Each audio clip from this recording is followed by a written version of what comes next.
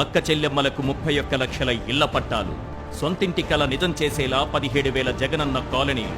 గ్రామ స్వరాజ్యం కోసం 15,000 సచివాలయాలు, ప్రభుత్వానికి ప్రజలకు వారధిగా 2.5 లక్షల మంది వాలంటీర్లు,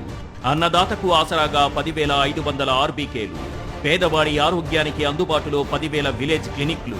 పేదలకు కార్పొరేట్ వైద్యం 25 లక్షల వరకు ఆరోగ్యశ్రీ పరిమితి,